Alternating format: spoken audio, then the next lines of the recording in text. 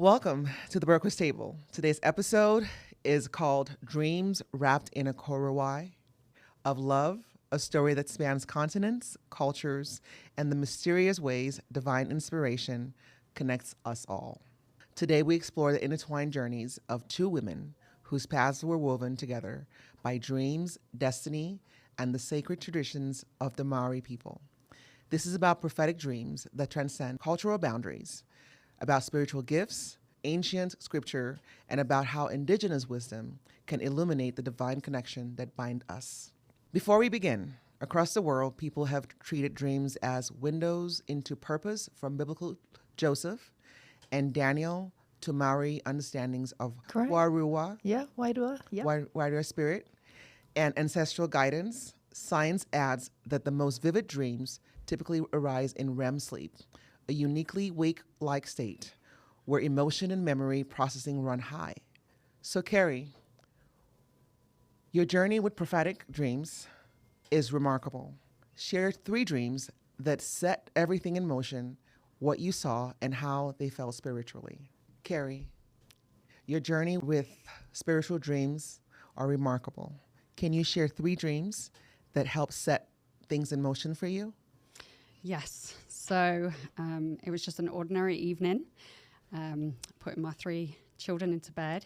And I didn't realise that when I went to sleep that night that I would be called to do something by the following morning. So my first dream was where I saw children, thousands of children who were going hungry. In this dream, I had an insight into their lives and felt this like overwhelming love for them, like that of a mother for her children.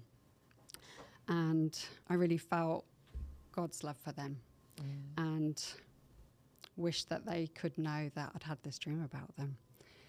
So in this dream, I was shown that they were suffering from hunger, and that permeated into everything else in their lives, because when you're hungry, you can't, concentrate at school.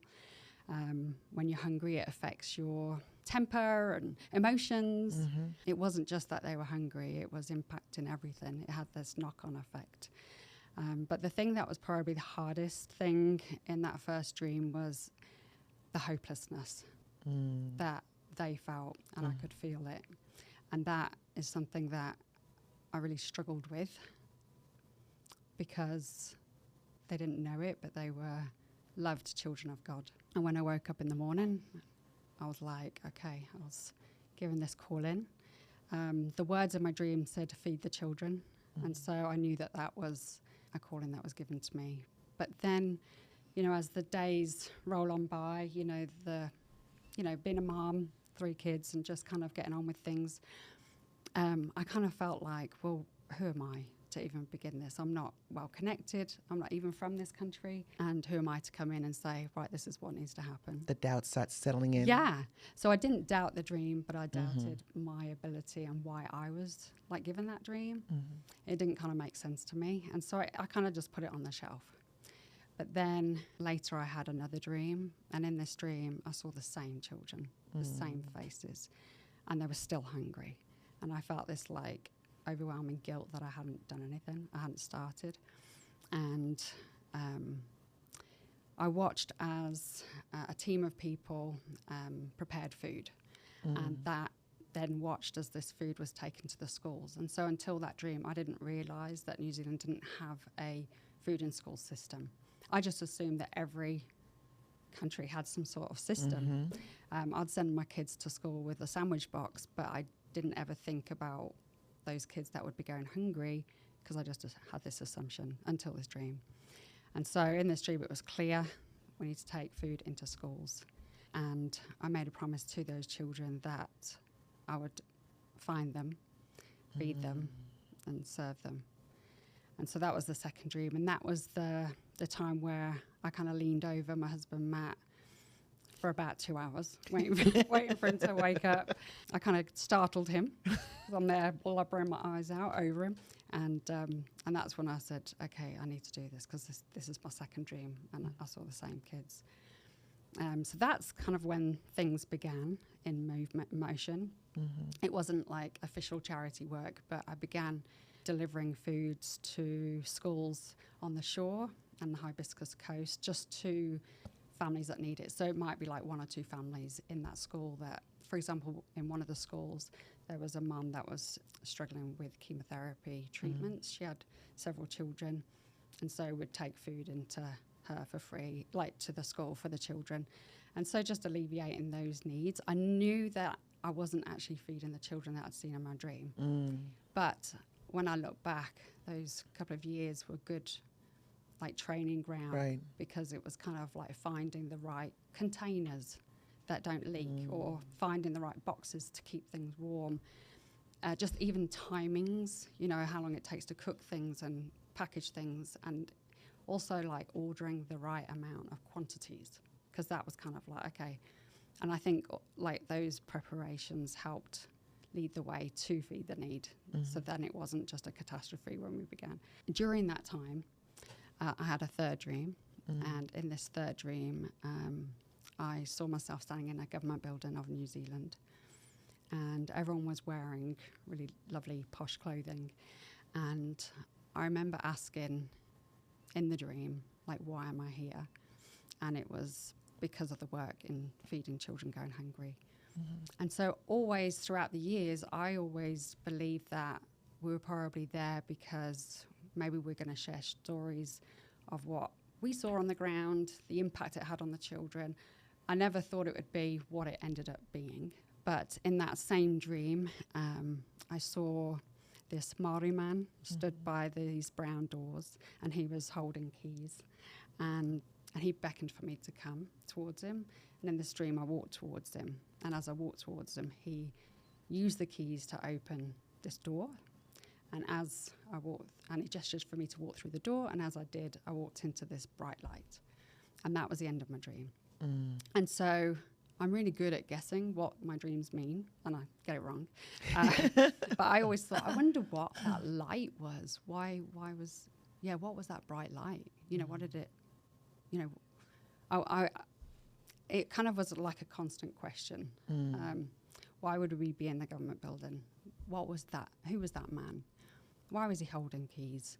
You know, why was I to walk through that door into that bright light? And so, I just knew that one day I would meet him. One day I would meet the children from my dreams, and that it would all make sense. But with dreams, like lucid dreams, they are different to dreams, you know, where you might have a dinosaur chasing you or whatever, you know. It's different, and lucid dreams are where you're aware you're dreaming. So it's kind of different. So people often ask, you know, how do you know it was a dream that had a meaning? And, you know, it was kind of later on that I read up about lucid dreams and how they were different, and it all made sense. That, it was lucid dreams, because I was definitely aware that I was dreaming. I knew I was dreaming, but I was confident that one day I would meet those children and meet that Māori man. So I have 3 follow-up questions. The first one is, you mentioned the dreams and how you were preparing for it. Yeah. And there's a lot of echo in that in the scriptures where, you know, whether an angel shows up and then prepares someone for what they're actually going to, you know, deal with in life. Just as the angel showed up for Mary and let her know that this is what her job was going to be. And there are other things in the scriptures that shows for that. So I'm glad that you mentioned that, because it shows that when you have those divine dreams or divine communication, that you're not just left to figure it out on your own, that God has a way of preparing you. Yeah. So like you mentioned, so I want to know, when you started off with the schools initially, what was it about those schools? How did you communicate with the people to know that these women, this woman needed, you know, a little bit of help because she was going through chemotherapy? Like, how did you come about with that? Yeah, so something that I've not written about or talked about is I wondered how I could find the funds to feed those children from my dreams.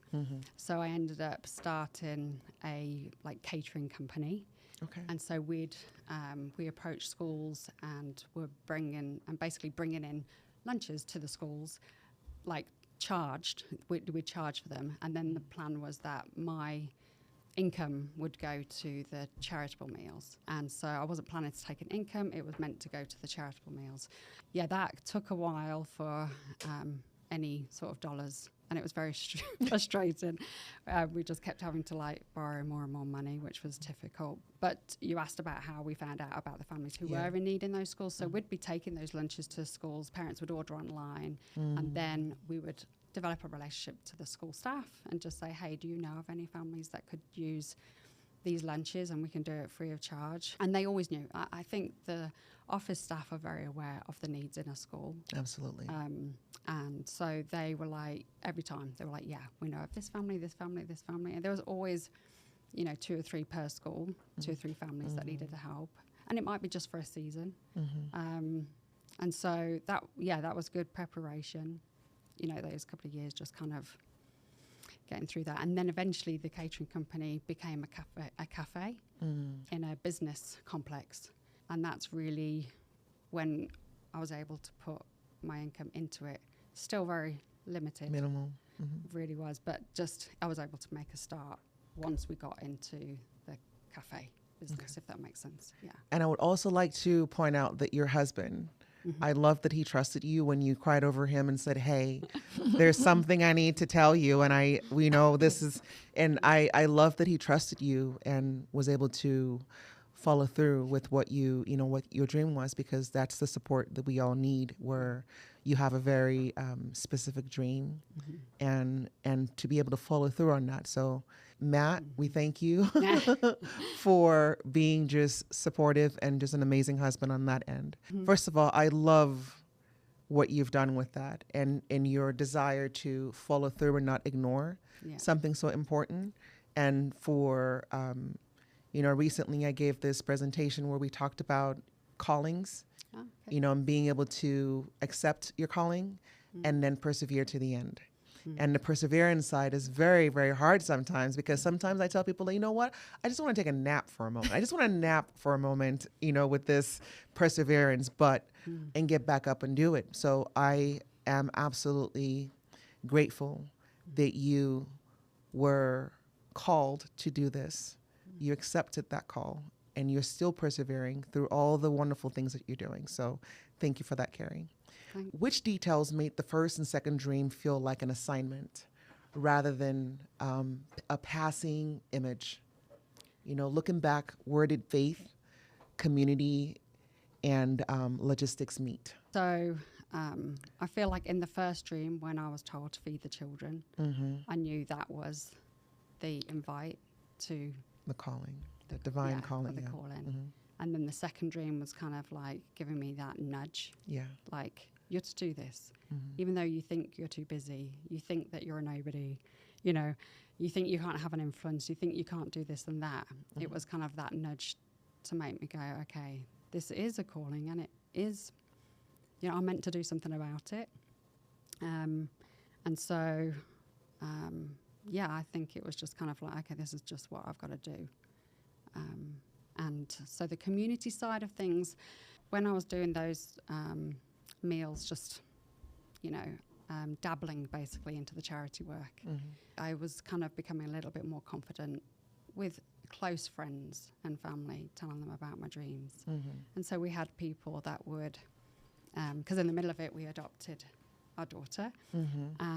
And we just built the kitchen and so on. So we had people like step in and say, I'll look after your baby, let me help with this, and let me pick up your kids from school. So you talk about community, that it started at the very beginning. But then as things moved forward, David Wharemaati, the one who I eventually met, the Māori man that was in my dream that I eventually met in person, he said, I want to introduce you to my daughter, because her background, I think, aligns really well with what your calling is. Right. And so when we spoke over the phone, but we realised that actually we had met each other in person several years earlier when I'd not long moved to New Zealand. Wow. And it was in a mother's room. And maybe Lori can just quickly mention that. And then that kind of leads into the community side. Okay, so before we have Lori, I want you to talk about, reiterate that dream that you had with Lori's father, just so that we can bring you into that. When she told me that dream, it was just a very, just beautiful, first of all. And I I want the audience to be able to know, because I think there are people out there that do have these vivid dreams, Right. and maybe they don't share it with people, and maybe they don't talk about it because they're afraid that, people won't understand. But I want, Lori, when you speak, to be able to share your culture, to let people know that this is very much a part of yours, as it is for my culture as well, but to let people understand that these things are not just today. It's not just happening today. It's been happening in biblical times, and we're just very privy to it at this modern times. And your dreams, especially, they remind me so much of like all the dreams, like we have Joseph, the dreamer in the scriptures, and his ability to interpret dreams. And what's so fascinating to me is your connection with her father, and how you both had the same dream from different perspectives, and to be able to confirm that. That is incredibly beautiful. So please tell us about that. So after that dream, where I saw this Māori man, I didn't know who he was, didn't know when when the government building thing would ever happen. And so it was actually quite a while later. We were sat in a conference, my family, and I saw this same Māori man sat on the stand. And so I turned to Matt and I said, that's the man from my dream. And he was just kind of like, are you sure? You better be sure. And so there was somebody that I knew from behind, because back then I didn't even have a mobile phone back then. Literally. You didn't have a what? A mobile phone back then. And so I asked him. Here's her beautiful accent coming in. Oh, is a mobile phone. I love it. Cell phone. It's okay. But, say your way.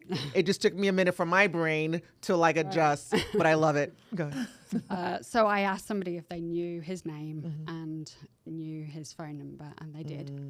Yeah, I thought, okay, I'm going to reach out to him. But then I kind of got nervous, because I'm doubt. like, how do I, phone a man that I don't know and like tell him that I've had a dream? Like, that doesn't happen, and it could be a bit weird.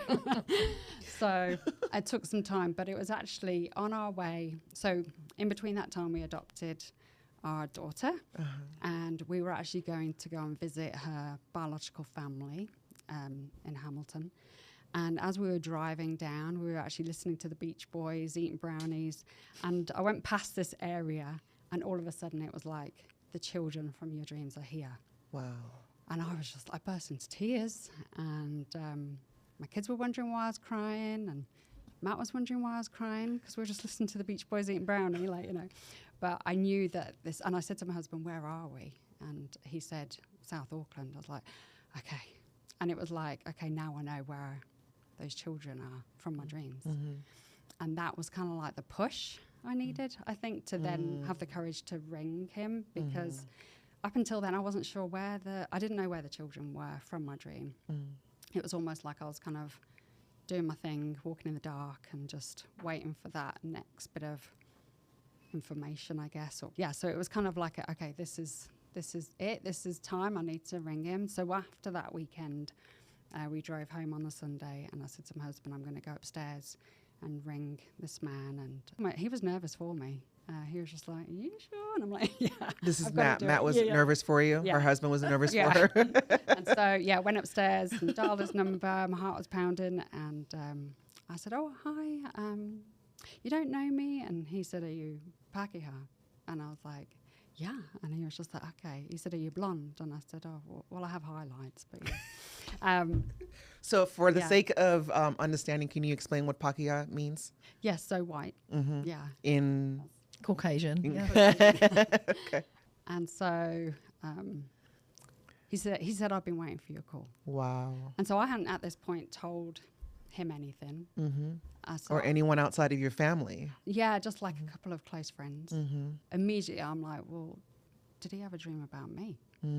Which again is like not a normal thing, but that was the question. A normal conversation. Yeah. Like, hey, how's it going? Did you have a dream about me? Yeah. Yeah. And so almost like I was testing him, and so he talked about his dream. So you asked him? I did. So I hadn't told him my dream. I kind of thought, okay, well, what did he dream? And he dreamt that he saw this Pākehā woman, and he added that she was holding a baby, and we had just adopted. So that was kind of cool. And then he said that he was told in his dream, she's going to help our tamariki. And I said, what does that mean? And he said, children. I was like, whoa, okay. And then he said, and it's going to help their haiora. And I said, what does that mean? He said, well-being. I was like, well, yeah. And he asked the question, how is a Pākehā going to help our tamariki, our children? And he was told, because she has a good heart. Whew, when he said that, I was just like, oh my goodness, that's beautiful. Yeah. And I thought, okay, maybe that's all that's needed. I don't need to be a professional. I don't need to be, I think as people, we put a lot of pressure on ourselves to be a certain way. But, all that was needed was just the heart. Yeah. That's actually all that was needed. And I think that's something that stood out in that conversation. And then he said that he'd seen himself standing in the government building. And that's when my brain just exploded. I was on a phone that was attached to the wall. And I literally was like walking around with this phone. And worried that I might pull it out the wall. But I was just like, oh my goodness. And then he said that he was holding some keys, that he opened a door for me, and that I walked into this bright light. And that's when I knew, okay, this is big. These dreams that I've had, this dream that he's had, like there's something bigger going on. This isn't my imagination. I'm not crazy. Like, how do two people have the same dream? The same dream. So obviously, the divine was playing a part in that. Absolutely. Yeah. So he actually he said, I think we need to meet. And so I said, yeah. And he came over with his beautiful wife. And I feel like that conversation was really good for Matt to be involved in. Because he's like, finally, she's not crazy. Yeah. It really is real. Matt, poor Matt. I think it was really good for him. And I think that kind of helped him go, okay, all right. Let's plod forward. But during that meeting, that's when he said. And I would just like to also give a shout out to Matt, because Matt okayed Kerry being able to drain their bank account and put into this work. So confirmations are great for you, but it's also for Matt to know that this is divine and it is worth following, and that he can trust his Heavenly Father to know that you will be okay. You will all be okay. And I'm just thinking as the man of the house, and knowing that he's still responsible for your family, to be able to say, you know what, let's do it, and know that you'll be okay. So a huge shout out to Matt. When you also speak, the other biblical stories come to mind. I think of Moses when he was told to go free his people, and he was like, who am I? Like, I'm not capable of speaking, in this thing. And so I hear you say, I'm not, like, who am I? Yeah. And God is like, you are the right person because you have a good heart. And that is sometimes all it takes, is just a good heart. And another phrase comes to mind where it says, God doesn't choose the qualified. Right. He qualifies. Oh, God doesn't call the qualified. He qualifies you, And I'm probably saying that wrong. I think it's he equips you. Yeah, he equips you, right? He doesn't call you because you're perfect. Right. He calls you because he wants to perfect you in the process. Yeah. So our job is to be willing and open to accepting those calling, and just trust and have faith that God will truly see you through. Yeah. And I think of God's, Jesus's disciples. They're like, we're fishermen, like, and he's like, no, come to me. I want you to be fishers of men. And there's just so many, scriptural opportunities that we see in scriptural stories that are so linked to your willingness to say, who am I? But just, I'll have faith that you'll walk with me and just follow. So, and that whole who am I, it doesn't just leave. It kind of creeps in at different stages. And I think it'll be something, because I think that's just kind of natural. It's natural. And I think it's something that... I think it's a part of your humility, right? Because if you walked around saying, yeah, I am that person, right? I can do it all because God has told me I could do it all. Then, like, you're not humble anymore. Mm. So that's okay to have that creep in, but as long as you always remember that Heavenly Father will always be there, Yeah. and He will Trust in always correct. Yeah. So Yeah. now you've talked about the Māori man, right? Your Yes. father. My dad. Yeah. Yes. So Lori, first of all, is visiting all the way from New Zealand. I am. And Yeah. we're so glad to have you here. And I am so excited because this is my first time of meeting you. And the first thing that I did was gave her a little dance on the outside to let her know that she arrived. But there's just a very instant connection that I feel with you. And I see that as well. And so I'm excited to hear, your father's story as he shared with you and just how it connected him to Kerry. So do share. Yeah. My dad and I were really close. We talked every day. And so after he chatted to Kerry, he called me.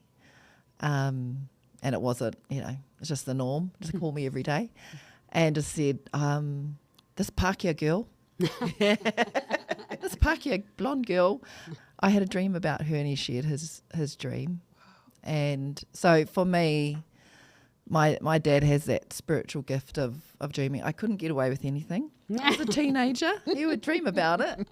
Even Like, as Lori, come here, let's talk. Yeah, exactly. I'm like, oh no. But it's a real gift to have that, and it's something in our ancestry line, that spiritual gift is my sister has the same gift, and so I don't, and I'm really grateful for that because it's a big responsibility. But I'm grateful for how that has helped me and blessed me. He's shared many a dream about warnings and things that I need to be aware of. Even pulled my husband and I in before we got married and we were dating, like, come on, get on with it. Yeah. So it wasn't unusual for him to share his dreams. And so he shared what he had seen with Kerry and said, I think you need to help her. Can you meet with her? She's got some big mahi or big work to do. Wow. And I said, yeah. I remember Kerry meeting her in the mother's room. And I did feel an instant connection with her. So when you say a mother's room, tell our audience what a mother's room is. Yeah.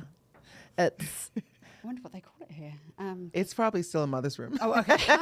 But is this church related, mother's room? She was breastfeeding her baby, Okay. and I was giving Okay. our baby a bottle. Yeah. So in our church, the Church of Jesus Christ of Latter-day Saints, there's a room that's usually close to the bathroom for mothers to be able to nurse while they're there. And usually there's a speaker in there that allows you to still hear what's happening in the chapel. So that's what they're referring to when they say mother's room. So you went in there to take care of your child. She was already there taking care of her child, and you guys met. Yeah, we just chatted. Yeah. And my background was as a nutritionist and working across New Zealand in different Māori communities. Interesting. Helping just to share, different practices around raising the hauora and health of the community. And so Raising the what? the hauora or health and Okay. well-being of a community through good nutritious I love that you're food. just speaking and you just have this connection with me that I'm like, I understand I know. completely. Sorry. But I love it because I know it's important that I let our audience know that what it means. Because Yeah. I think it's beautiful. I can kind of pick it up, but I know it's beautiful and necessary for them to know what it is. So if I pause you and interject, that's all that is. Thank you. Yeah, please do that, because I said I'm going to have to think of the English version of these words because it's a natural thing. So yeah, we met, and I did recall her from the mother's room, and he goes, I didn't know her, and he saw Kerry at the same conference. He noticed her, so it was meant to be, and so. Yeah, because of my background, I thought, yes, I probably can help. And also, I'm one of 8 children, and Dad was like a baker, bricklayer, initially, and money was hard to come by, and often I went to school without food, and it really impacted my emotional well-being. Like, I really felt a lot of shame because of that. And so I had experienced that myself, being at school without food, and really had that willingness to kind of help and You be understood involved. it. Yeah, but also even in my working with these different communities, I realised, oh my gosh, we can talk about good health and nutrition, but actually the most important thing is Having can you food. afford the food? Right. And so, it really came to my awareness that this is a widespread issue, food insecurity, and it became one of my passions in my work to really advocate for that. And like Kerry, really purpose-driven, and I've never really thought, what career do I want to be in? It's just been, I really feel like this is my path, and I'll take this path and then see where it leads me. And so I felt I'll have a chat to her and felt a real connection and a real desire to help. Yeah. All from your father's dream. Yeah. But also when we met, she came over. I was heavily pregnant with my fourth. I had 3 preschoolers. Okay. And so I didn't have a lot of spare time on my hands, and she was a mother of young children as well. But when I met her and she shared her dreams, I felt, again, those impressions, an instant, like, I need to help her. Whatever I can do to help, I will help her. But I made it really clear, I've got 3 little kids and I'm about to have another one. I can only do so much. I'm not going to be hands-on. I'm just going to help you kind of strategize and build a plan and all the rest of it. So that changed, but yeah. Yeah. So you wrote the book Yes. about these dreams. Mm-hmm. And you told me the story about how you had her read it to her father, had Lori read it to her father. I wanted just to make sure that my version of the dreams and what I saw and what he saw and what we said, that I had it right. Yes. Because I think sometimes we can kind of over time forget things or whatnot. Right. And so I wanted to make sure that it was right. Accurate. And so I asked Lori if she would read it to her dad. Was it when he was in the hospital? I can't remember. I actually can't remember doing that. But But she came back and he said it was all correct. And he added that he'd also recognised me in that same conference. And up until Lori read it out to him, I didn't know that. I didn't realise that he'd actually recognised me. So that was just really nice to learn that, because he did pass away. And so it was kind of a nice sort of last confirmation. Yeah. I just wanted to have you explain that that moment and just sharing that confirmation, because like you said, there are doubts that creep in the way here and there, and sometimes even if you absolutely believe it, those doubts will still come through. So I love that you had that opportunity to give her another confirmation of just, when he was standing at the pulpit, that up on the stage, that he recognized you in the crowd. Yes. In the crowd. Yeah. And it just says you recognized him. Yeah. And I think that's just very powerful and just shows the divine in all of that. Yeah. And the work that you ended up doing. So this partnership ended up being this incredible thing that the New Zealand government ended up implementing a whole food process, right, for the schools, in the school systems. So tell me a little bit about that. Well, kind of. It's kind of like that. So basically we ended up doing a pilot and we did it in a kora. Actually, this was before Feed the Need was actually established. And David Wharemaati opened the door for that. And so we fumbled during that pilot. It was very interesting. But yet we saw miracles as well. And there was, you talked about earlier community, there was like a whole team of volunteers. And so that particular kora and that pilot, the thing that I remember the most was a miracle to do with baked potatoes, but also the principal of the school asked for us to attend the school assembly, and asked the children to come up and give us a hongi. And so we were in a line with some of the volunteers as well. I'm going to pause right there. Yeah. Please explain to our audience what a Hongi is. Yeah. And kura is school. Kura is school. It's a school. Well, it means school, but when you're saying kura, it's a total immersion in the Māori language. So it's, once you walk through the gates, it's all in the Māori language, te reo Māori. Yeah, so that's where we went first and piloted because of our connections on my father's connection. And then the hongi is, shall we just let's demonstrate it? Yes, please. Okay. So you just touch noses and forehead and just lean into each other and share breath.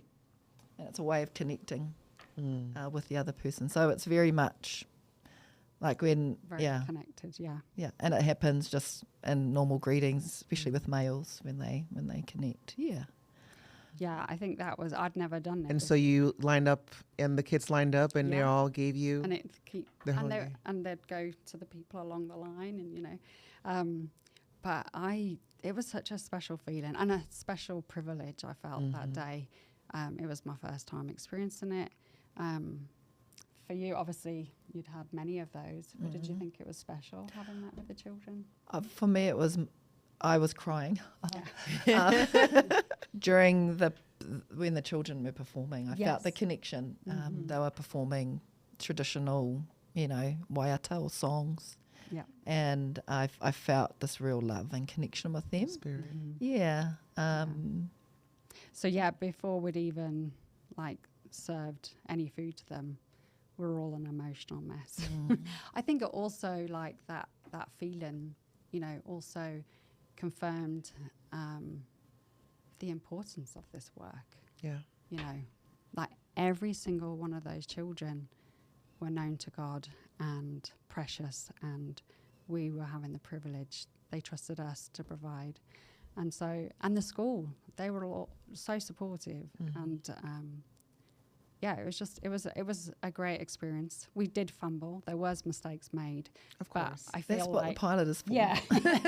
But we're never doing baked potatoes again. Yeah. But you know what? And it's the same way with the scriptures. It took Moses some trials, right? True. Before he actually accomplished what he was set aside to do. So it isn't perfection, but it's perseverance. Yeah. Your willingness to persevere and fumble and finally get that done, where the schools are now feeding those children and their well-being is truly being taken care of. Like you mentioned how, when you didn't have food when you were a child and how it affected you. Like that those kids are not going to go to school and feel shame that they haven't eaten or feel this need to act out because they're hungry and they are, tired and frustrated and don't know how else to behave. So your work has alleviated those things that you felt and that you went through as well, so that they don't have to do that. So now they can focus on school and what's important. A lot of the focus is often physical because you're filling their stomachs, they're hungry. But actually, you're trying to listen to someone when your stomach is growling. Yeah, and it's important. It's in pain. It's important to have that physical nourishment. But even more important, and this is from my own experience, is feeding that soul, nourishing the soul, because I wish that I had that when I was growing up. Yeah. So I didn't have to experience that shame, I shouldn't have experienced it because it wasn't my fault or even my parents' fault, but it's just a natural part of being human and being different to everyone else at school who had lunches. Yeah. But that was confirmed by a number of our young people that worked in the kitchen as we interviewed them. I think every interview, most of them cried, and I cried as well, not untypical for me, but because they all experienced the same thing, shame, feeling like their parents didn't love them enough to feed them, when really it was just circumstances. They understood that as they were older, but still those feelings were so raw for them. And also like some of those kids would take on that sort of so I remember just a letter saying that when my mum opens the fridge and cries, I know that we're going to go hungry that day. And some of the kids would actually save some of their food and say, I'm going to take it home for my little sister. Yeah. And even like, I'm going to give some to my mom. So I think that burden of food insecurity, you know, impacted the whole family. And these kids were really sensitive to that. And so another thing I think that we learned was that it was actually not just filling hungry Puku's tummies, but actually knowing that people out there cared. That was like the number one. That's what I learned. Right. Yeah. I always thought, okay, we need to feed them. We need to feed them. But I think when we got the letters, the fact that we're caring, you must really care for us. You must really love us. Just stuff like that. And so that was really interesting. And we did focus groups in Marerewa South School, remember? Yeah. Focus groups with teachers and with students as well, just to, you know, get underneath like what was the impact, what impacts were they seeing, and that was the number one impact that both teachers saw and students felt that they expressed to us, and it kind of just confirmed that, didn't it? Yeah. How important that was. So they weren't alone. Right. You know what I mean? Their sufferings were known. And I think along this whole thing, you know, we talk about this book, I think really towards the end of writing the book, I really felt like they knew they weren't alone. They knew that there were people out there that cared for them. Their needs were being met, but they never really knew the dreams. They didn't know about David Wharemaati's dream. They didn't know about my dreams. And I feel like they deserve to know, because like God knew them before I did. Yes. And so that's kind of one of the things that I really hope that comes out of this book, that even if it's just one of the children that read it, that they'll understood that they were not, that their suffering was known to a loving Heavenly Father who had a plan. Absolutely. Yeah, so. That's absolutely beautiful. I think a lot of times when we are struggling with our own, you know, insecurities and things that are going on in our lives, there's a tendency to feel like you're alone in this. Yeah. But there's something beautiful to know that you're never alone. Yeah. And you know, it's the same thing that I tell our kids, like even if it seems that way and it physically seems that way because it's just you in that room and you're crying, you're never alone. Like God is always with you. And I love when our Heavenly Father provides people like you and you that are willing to say, God, use me as a vessel to do thy work on this earth. And I think for me, that's the prayer that I pray every day, is that he will use me as a vessel to do his work, because I cannot do it alone. I don't know, like, you know, you didn't know where the children were. Yeah. But you felt it when you drove through that area. And you didn't, you know, you met Kerry a long time ago, but your dad helped you connect in a way that was just completely different and more spiritual and more meaningful, right? Yeah. And where you still had your children, you still had all your responsibilities, but all of a sudden, because there was a different drive and a different meaning to the help that you were providing her, you were able to carve out time. Well, she actually had an experience. Yeah, I was just going to say. Yeah, Tell to me. share that, Yeah, because I just think tell us. your, you know, her all-in experience was that first dream. And when she first came to me, that wasn't my all-in experience. It was like, okay, I'll come and help her, do a little bit of this, a little bit of that, and just help strategize, because I got my kids here, and that's the priority, as always. And then we met one night. We were planning out how to, we'd secured the kura, the school, to do our pilot, and then we were planning out who can we have on the ground, who's going to communicate with the school. And we had, you know, Kerry had an amazing community around her of friends that just wanted to help. She just has that way of drawing people in. And so I was really amazed, yes, she like does. so many people helping out. And I thought, well, I can play a little role. But I certainly didn't see myself being involved operationally until the night that we met to figure out who would we invite to do that. And as we had our little list of people, and we're going through the list, and then as we're going through the list, I felt this huge, like a baseball bat really, like of spiritual confirmation in that moment that I was to be the one on the ground leading out in that space. And Kerry saw what was my reaction? Well, her reaction literally was like, that was her reaction. And I'm like, what just happened? What just happened there? Yeah. And so at the time I was running that cafe, and so we were going to use that cafe to like prepare the meals and get them out. But I knew I couldn't be everywhere. And so that was kind of, we were going through like, how was this going to work? Like I can prepare the food, we can get it packaged, we can get it in the boxes, but will I be able to always go down to deliver, you know, and just all those logistics. And she had this moment where she literally went, and her eyes, went wide. Yeah. And cried. Of course. And so in that moment, I just felt, basically, I need to do that. But then I don't have this gift of dreaming and having visions, but occasionally I've had, had some experiences, but it's not a common thing for me. But in that moment, God showed me my path and how it had led to where I am sitting today, and how that was an important part of my contribution and preparing me for Feed the Need. It was all for that. So it showed me, I was at university, I'd already done 2 years. I was doing like biochemistry, and I was like, oh my gosh, don't want to be in a kitchen don't want to be in a lab for the rest of my life. And I was thinking, what can I do? And my 2 friends were going to a different university. I was flicking through the prospectus, and then nutrition popped up. And I said to them, I'm going to do nutrition. I'm coming with you guys to, the South Island of New Zealand to study. And I always thought that was random, but actually what I was shown in that moment was that wasn't random. I was 19 years old, had already done 2 years. It wasn't random. It was the Spirit saying, this is what you need to do.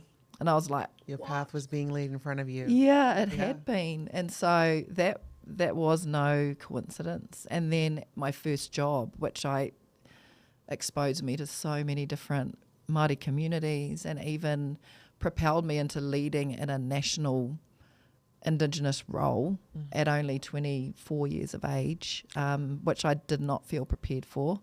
But my mentor, who was in the role, said, I'm retiring, you're to fill my shoes. And I thought, I can't do that. I spoke to her literally every day for 6 months. What do I do in this situation? What do I do? But I was shown that how I was connected into that job. Her, my mentors, preparing me for that role and supporting me, and how that was all to lead to helping Kerry and her work with Feed the Need. So that was my all in. I thought, right, this is my purpose right now. And, that's all I needed. Although I cried all the way home and called my husband. I called him and he said to me, and he was in between jobs, and it was the bottom of the economy back then, and he couldn't find work. And whilst I called him to cry to him to tell him what we was doing, how am I going to do it with 3 little kids? He said, I think you need to find a job. I think you need to go out to find work. I said, I can't. I've got other work to do. We need to figure it out another way. And so, it wasn't easy. The next week, our next door neighbour came over and said, you do training, right? I can get you into a job next week. So, Heavenly Father tests you, and he really did bless us, but it was required a lot of faith and perseverance. Yes. But just a commitment. Like when I know, my kids always test me like, Mum, if Heavenly Father told you to, divorce Dad, would you do it? Like testing me and asking me questions, because they know that I don't know, I just can't not do it, no matter how hard it is. And I think that's why it worked between us, because we both just we'd had our moment. We've had the conviction that this is what we're meant to be doing, and it's not going to be easy. We're going to make mistakes. We're going to have to persevere, but we're both in. for the long haul. Yeah. Whatever it takes. However long it takes. And it did take a long time. Yes, that's perseverance. That's what I tell you guys. Sometimes I just want to take a nap. Yeah. I want to take a nap in the middle of perseverance. I just want to, and just Can it be and then easy? get up and keep going. Oh, right. Yeah. want to take the easy part. Yeah. So we ended up taking on more schools, and then the Salvation Army actually let us build a big commercial kitchen in their building that they could use on the weekends and that we could use during the weekdays, and that was a great partnership. And then we just kind of kept expanding the numbers of children we fed and also the schools. But in the end, a woman named Jacinda Ardern, we met, and she ended up joining our board, and we were working together with her. And we didn't know at the time that she was going to become the Prime Minister of New Zealand. What? Yeah. She was actually a nobody back then. Yes. I want to have a roadmap of everything that led you to this, and then how you joined, and then now this person, because that is absolutely It would be beautiful. great to have that in visual form. Yes. Well, actually. actually. Could So- get Aaron to do it. My husband's Yeah, artistic. true. There we go. Yeah. Yes. Something for him to do. So when I met Wow. Jacinda, I really felt that she was gonna move mountains. That was what I actually phoned Lori and said, I think she's gonna move mountains. We need her on our board. Do you remember my response? What was your response? Well, 'cause Were you you're like, she needs to be on our board. And I said, no, she can't be on our board. because of the political stuff? Yeah, politically, right? She's aligned to a political party, and then it could, we could be seen to be aligned to a political party. Like it's too, I don't like the idea. She goes, I know. She's like, just meet her and then you'll know. Well, yeah, I meet her and I'm like, okay, yeah, you're right. Yeah. And I think So, she was also meant to be on that journey. Mm-hmm. She already had like a history of philanthropy. Philanthropy. Yeah. Okay. And she'd worked in a soup kitchen in New York. Yeah, just kind of like she'd done all these I didn't different know things. Yeah.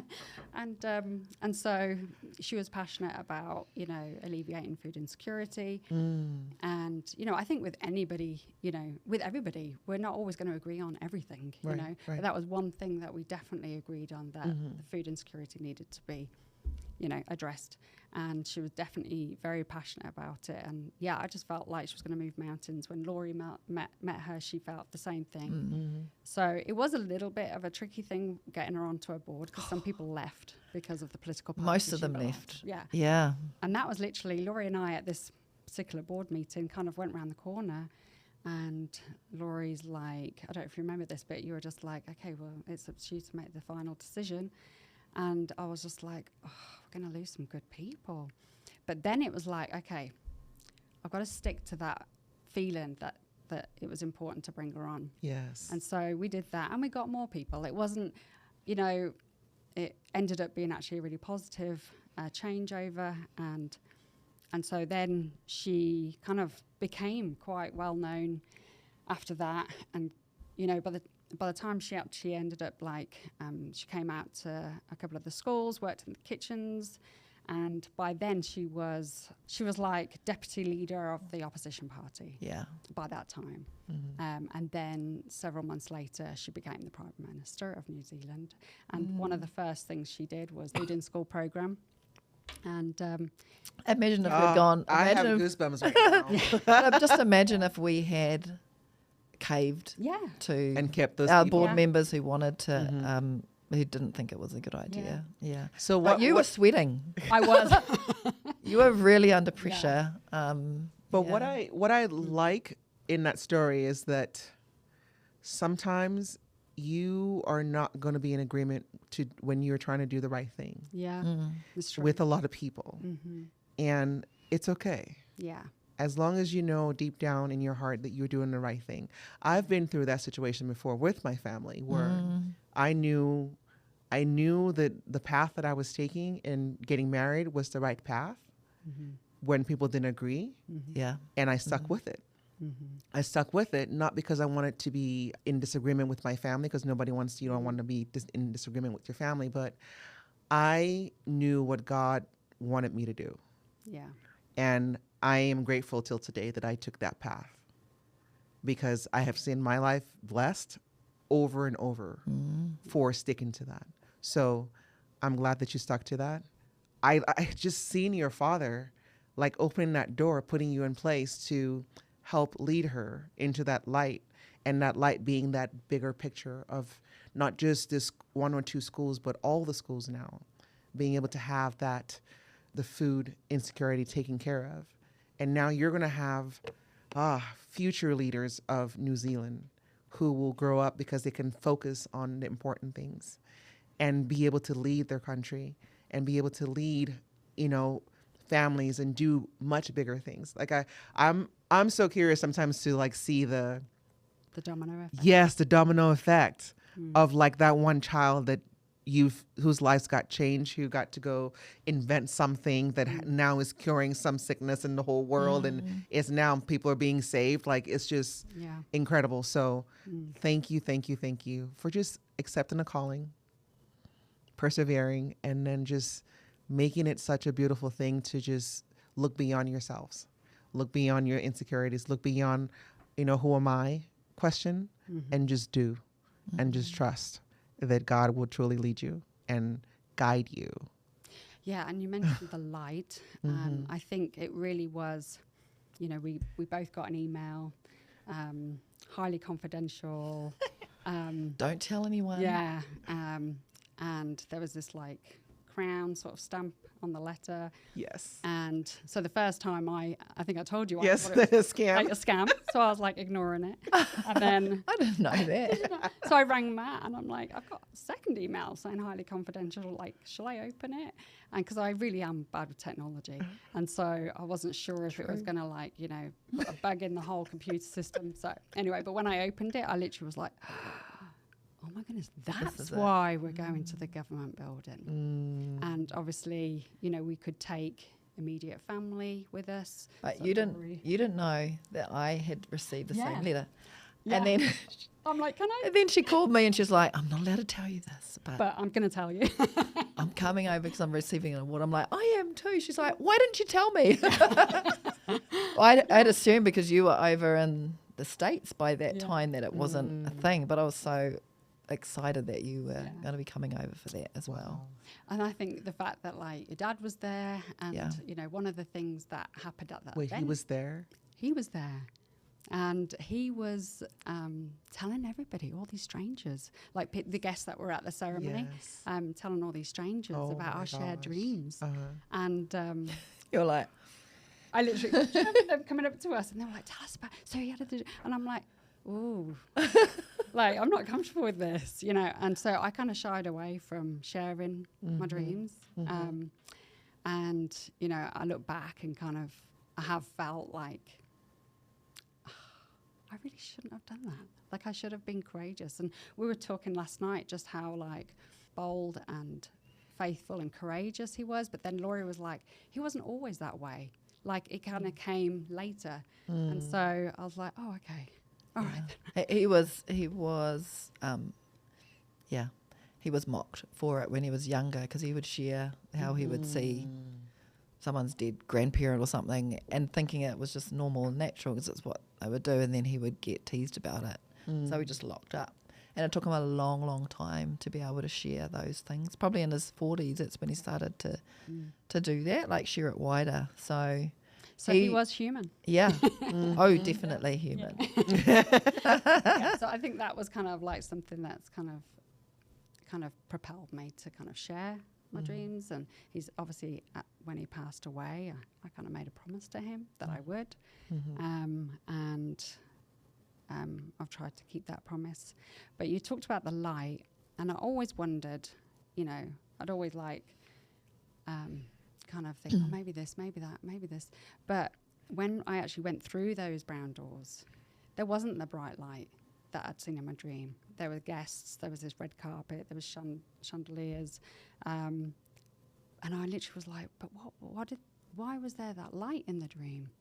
And that's when I had my moment, like of sort of like final understanding that the light was about God's love, God's work, and an invitation to serve and come closer to Christ. And by the time I reached the end of the red carpet, I was a blubbering mess.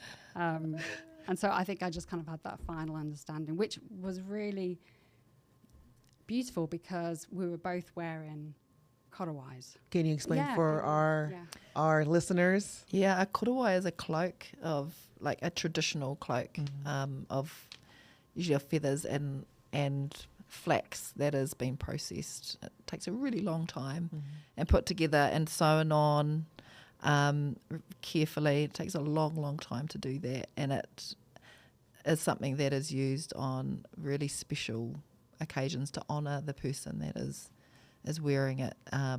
And yeah, we were both able to wear. It's the first time I had worn a korowai at the age of And I didn't know 40 that something. until we were driving here Yeah. to this podcast. I didn't realise that was our first time. So it was just a real Special. special experience. I was telling Kerry that I thought it would be just like a stuffy kind of like no feeling kind of experience. That's what I thought, but it was so different. I came in thinking, oh, it's going to be hand out your certificate, a bit cold and you know, official, but it was the exact opposite, and I was really blown away by the feeling of reverence that was there and of honour for everyone that was receiving an award. And so I certainly enjoyed the experience and came away like I was on a cloud. Yeah, for sure. So our daughter's biological family were the ones that asked if I would want to wear their family korowai. And initially I thought, oh, that's probably being insensitive to the Māori culture. You know, should I be wearing it? Here's that doubt again. Yeah. Like, you know, I kind of had this little debate in my mind. And so I prayed about it. And when I prayed about it, I was actually driving at the time. And I remember it was just like, this is an extension. They're extending their love and support. Appreciation. Yeah. And like, this is a good thing. It's an honor. Yeah. It's an honor, an absolute honor. I emailed back and said I'd be honoured to wear it. But we were talking in the car earlier that I asked what the korowai symbolised, and their particular korowai symbolised the arms of love from past generations, present and future, which is so cool, so beautiful. But I didn't realise until Marion, Abby's grandmother, placed it on me. I actually literally felt this like overwhelming love come over me that literally took my breath away. And I thought, is Marion feeling the same thing? Does she know what I'm feeling? And she looked up at me as she was tying the string, and her eyes were filled with tears, and I'm like, okay, she's feeling it too. And so I love that I had that opportunity, because it made it all, like Lori was saying, it was actually a lovely ceremony with lots of feeling, and it was just a beautiful ceremony. But wearing the korowais also, and seeing Lori in her korowai, she looked amazing. Like, it was just kind of like all that more like incredible, and almost kind of like you've done the work. Yes. And you know, you're allowed to enjoy this moment. And guess what? You're going to have Abby's ancestors with you. And so that was special, wasn't it? Yeah. Yeah. And what an incredible connection to your daughter as well. Yeah. Just seeing that you've gone over and beyond for her people and for her, you know, just ancestors in the future. Like future generations, you know, made a path for the future, and that's huge. So thank you so much. I want to also touch on what's happening now, Okay. you know, with the Feed the Need, how if things are still being measured. And So Lori is actually, she's in an amazing position nationally to do with the food in school program. So when she was talking earlier about that path leading to Feed the Need, nutrition, like she's still having like flashbacks to like, oh my gosh, Feed the Need prepared me for what I'm doing now. So like her role is pretty huge and her responsibility is pretty huge, and it's just It was, but then the government cut all our jobs, so but you're still in I'm it. still there. Yeah. I've still got Yeah. my big mouth, so no, but you know what I mean. Yeah. Okay. And so so that's what, but yeah, we can go into that. Yeah. Yeah. Okay. So let's talk about the little boy. Yes. Okay. Yes. Tell me. Yes. So we were at a school, and this little boy came It was up the to pilot school. It Yes, was a it pilot was. kura. Yeah. Yeah. and he came up and said, "Are you two sisters?" And he was looking up, and I kind of just giggled because I'm just like, well, obviously not.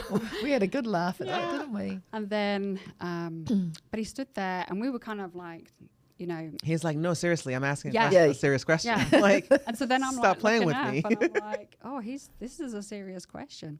Because we'd get like questions all the time, like we'd have kids say to me, like, why don't you have any eyebrows? And I'm like, so now I colour them in, but like just kind of cute stuff. Yes. But yeah, so I just thought it was just another one of those. But then I realised that he was being earnest in his question. Like he really was standing there waiting. And so I said, well, we're not sisters, but when we serve together, we feel like sisters. And it was funny because with that, he kind of was like, oh, and then ran off. And it was funny because it wasn't actually like that significance of that interaction didn't really hit me until years later, until I was here actually living in America. This one morning I woke up thinking about this interaction and I just felt like I need to write about this. There's a story in this that needs to be heard. And so it kind of took me by surprise because I hadn't really given it much thought until this particular morning.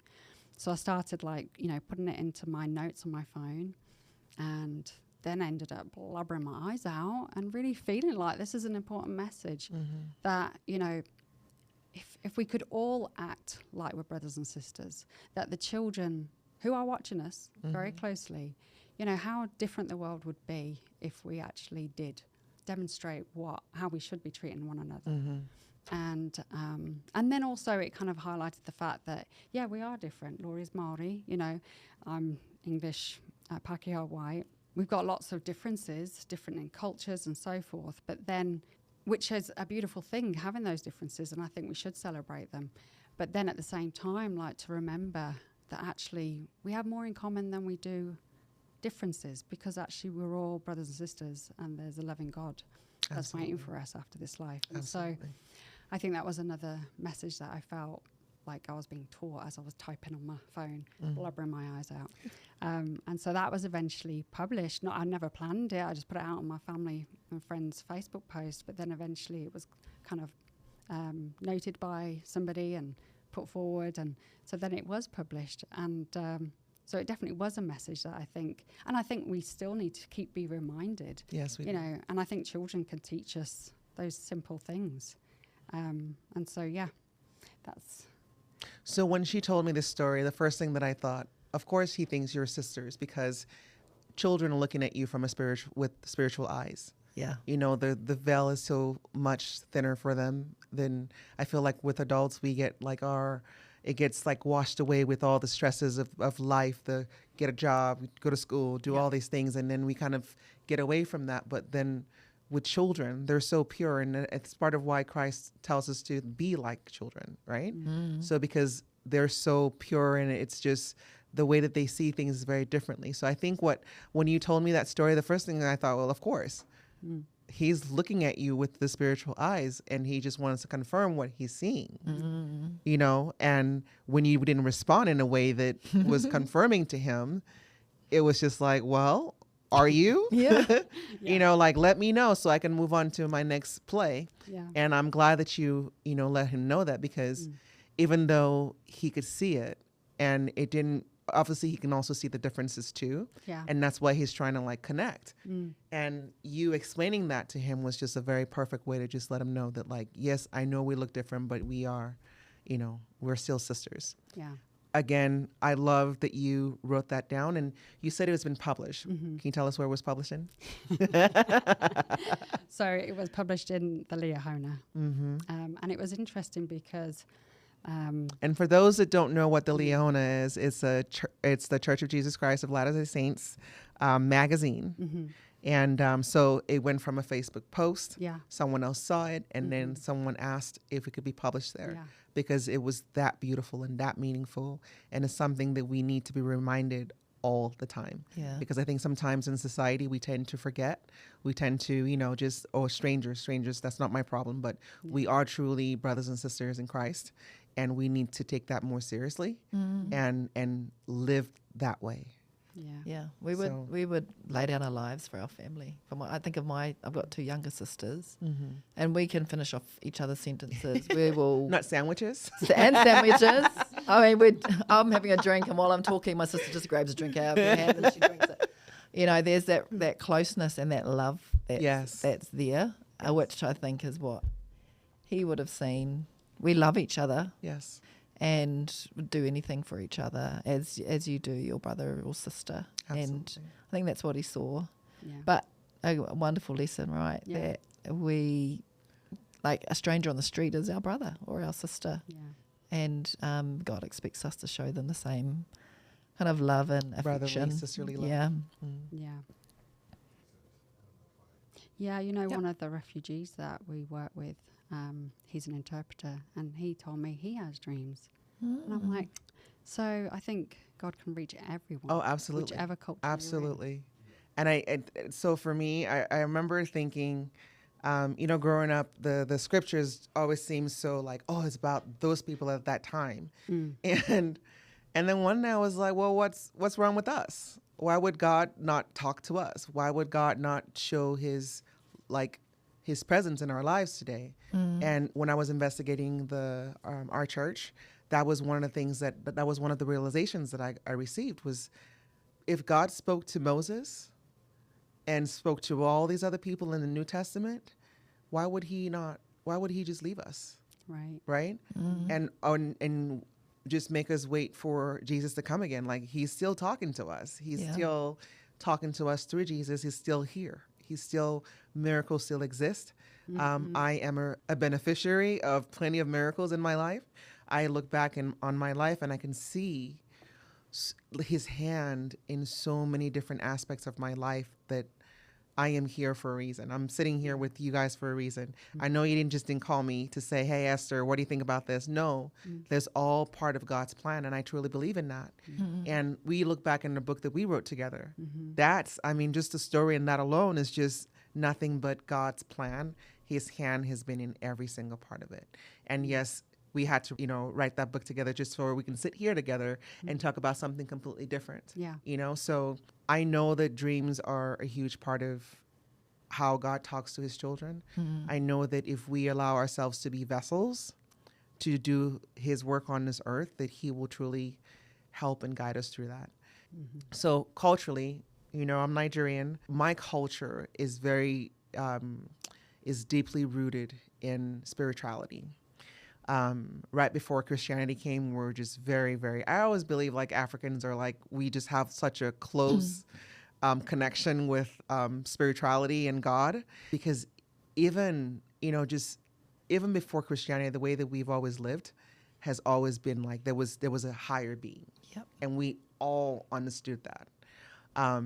So growing up for me, and we grew up in a very Christian home, we had, preachers that would talk about dreams. I remember one dream in particular that one of them had for my sister, who is now a doctor in Ohio. The dream was that she would be wearing a white coat with pens in it. And to us at that time, that white coat meant that she would be a doctor, like she would be in the medical field. And that's exactly what she's doing right now in her life. So I remember that dream, even as a kid, like, you hear things and you don't really, like, they're not talking to you. They're just talking.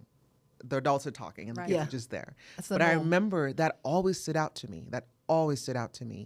And part of that dream was the path for her to come to the United States. And I kind of came along with my sister to the United States. So to see her accomplish that that dream and or help that dream come true. It's just been very impactful in my life. They didn't have a dream about me being a businesswoman, but it definitely had that about her, and it was definitely something that that even as a kid I still remember, and I still remember it as clear as day till today. So I'm interested to know, like, culture-wise, how dreams are seen for the Maori people, and how that impacted your life. Yeah, like you, it is just the norm in our culture as Māori. Very spiritually rooted, a belief in the afterlife and that our ancestors are around us. They are influencing us, talking to us, come to us in dreams as well. But not everyone has them. In our family, it's a gift that's been passed down from God through the generations. And as I said, my sister has the same gift as my dad. And so it's just been a normal part of conversation. And even like those who don't have Christian beliefs, who are Māori, still there is still that belief in the afterlife, that life goes on, that our ancestors are connected to us. So there's a huge alignment with the gospel of Jesus Christ, our church. And that's always been natural and normal for someone to say, oh, my auntie had a dream that this and that. Around the table at work, if I'm working in a Māori organisation, is just the norm. Yeah.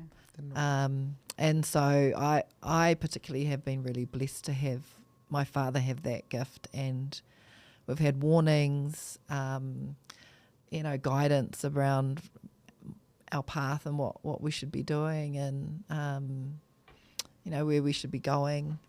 So, and my sister continues that with my dad having passed away. And like Kerry's got the same gift. Yeah. We call it matakite, which is the seeing eye, being able to perceive and see things that are spiritual, that human physical eyes cannot see, and that is that's been a real gift and real blessing for our family.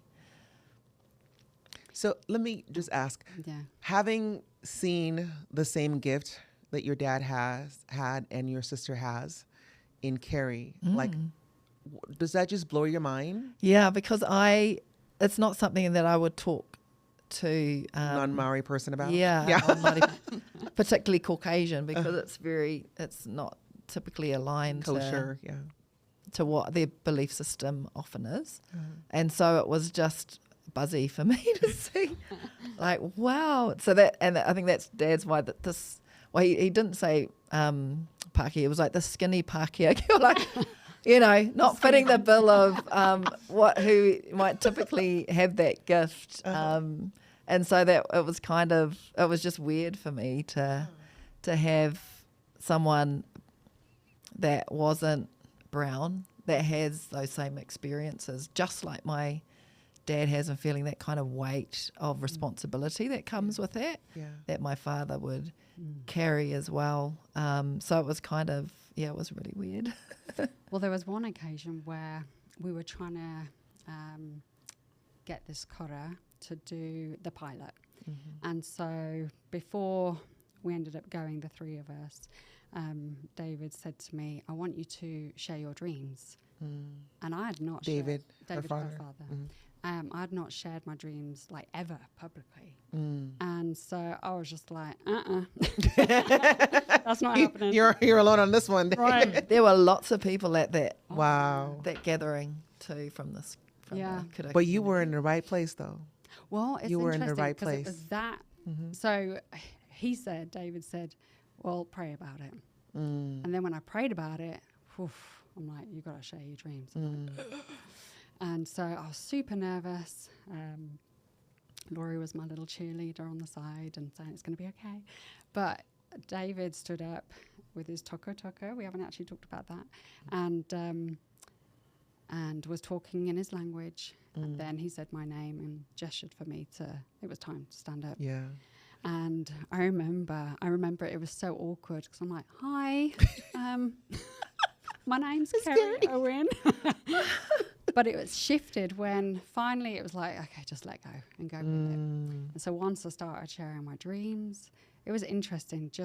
It was interesting for me as this white English girl who'd never publicly talked about my dreams to be in this situation. But what was very noticeable was that their expressions changed, their posture changed. They sat up and they were listening. Their eyes were locked on mine, and you could see some were crying.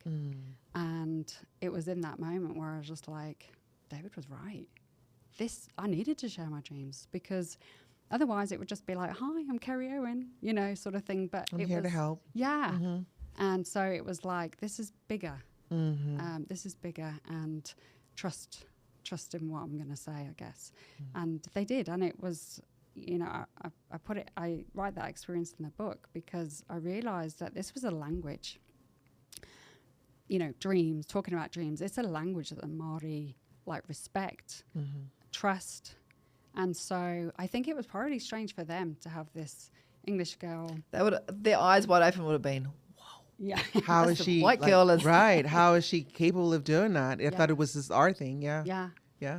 And I remember at the end, the principal stood up and said, well, you've now adopted 183 children. And because we'd just adopted our daughter, we'd adopted our son a few years earlier, that was like, whoo, that was like extra special, but also that responsibility as well. Like, okay. Yeah. It is, yeah. And I think for me, that gave you credibility, because you're someone not of their culture coming in, and for us as Māori trying to regain our autonomy, to be able to make decisions for our own welfare and our own well-being, as opposed to that being being put on us, and those decisions being made by a government or a community, a white community that doesn't understand the needs and how to do that. It's very, it's something that we as a community want to retain, that autonomy to make decisions for ourselves and do things for ourselves. So having an outsider come in and say, I can help you, and it's like, no, we can help ourselves. Who do you think you are coming into our community? You sharing those dreams help them to see into you as a person, and help them to see your heart. Because I think of the connection that we had, and when I talk to friends who are Māori about our relationship, they're like, I'm like, it's kind of like she's a brown person trapped in a white body. That is how I feel. And it's, race aside, it's more like the values that we hold, the way, it's all about caring for other people. That is what drives you. It's not about anything else except the people. I mean, that's what you had at the end of your book as well. Yeah. It's always about the people. It's not any other kind of motive that's there. And that was really clear when you spoke. And so that allowed them to see into you and what was driving you. It's funny because I kind of knew, although I hadn't been in this country that long, that I was worried that people would interpret my eagerness to help as like, who are you to come here? You know what I mean? I usually say, don't try to be the white Jesus. Yes. And it's like there are people that have that sort of like, we're okay. Yes. And you didn't do that. And it takes me back to your dream where you asked, why me? Yeah. And the answer was because you have a good heart. Yeah. And that's what they saw that day. That was David's dream. Yeah. That was his dream. Because you have a good heart. And that's it. Yeah. Not because you're white, not because you're blonde, not because you're blue-eyed, not because you're a skinny white girl. You're just, you have a good heart. And at the end of the day, that's what God sees and wants others to see. And you've gotten a chance to see that. And I saw that from the first time I met you. So thank you. A little reserve nature. Jumping into being out of the comfort zone. I do feel like the charity work forces you to go out of your comfort zone for sure. You know, when you're sharing that story about Dad saying why is this girl help? Because she's got a good heart, and I was thinking, well, there are other things as well. That is the most important. That's the most important. But from what one of the gifts that Kerry has is that she is like a ridiculous advocate for children or for the vulnerable, right? People can walk all over her. She lets them do that because she's such a kind soul, right? And she won't stand up for herself a lot of the time, but boy, you know, look out, because she is a fierce mama bear. And I've seen it. I'm like, I saw glimpses in the video. oh my gosh, She's like, this fierce mama temperature, bear. you know, when it gets here, it's not. She'll share with me like how she had an experience with someone kind of attacking her and how she kind of freaked out. I'm like, bring that mama bear out, man. Like, hand it back to her. But that's not how she rolls. But in that space, just where it's about looking after those who are less fortunate, who are vulnerable, she's like, it's who you want on your side, you know. And being able to persevere with that and just go at it has just been amazing to watch on the sidelines. Well, I think we both like advocate in our different areas, and obviously I moved here, and it was just kind of like the same sort of like I had some dreams. And it was like, okay, time to keep going. I wanted that nap. I wanted that time out. I know you did. And I just say it to make us feel better. I know it doesn't really exist. But in my mind, when I say it, it just makes me feel just a little bit better. Like, okay, I took that nap, but we persevere. I don't think either of us have taken that nap, right? But yeah, so I kind of feel I was trying to take the nap. So I'm like, okay, time to chill out. And then my dad came to me in a dream. That's right, yes. Wow. You did have a dream. Yeah, because I was kind of, you know, I had an impression that I needed to step back from Feed the Need a couple of years after Kerry left. And it was really hard to do because it had been everything. Yeah. Like that had been I hadn't worked. Yeah, I hadn't really worked or anything. But it kind of led me into doing other work, and, you know, eventually ended up in the government, in the school food program that Jacinda, put in place. And so I was kind of just cruising in that role. And then my manager said to me, I would like you to apply for my job because I'm Leaving.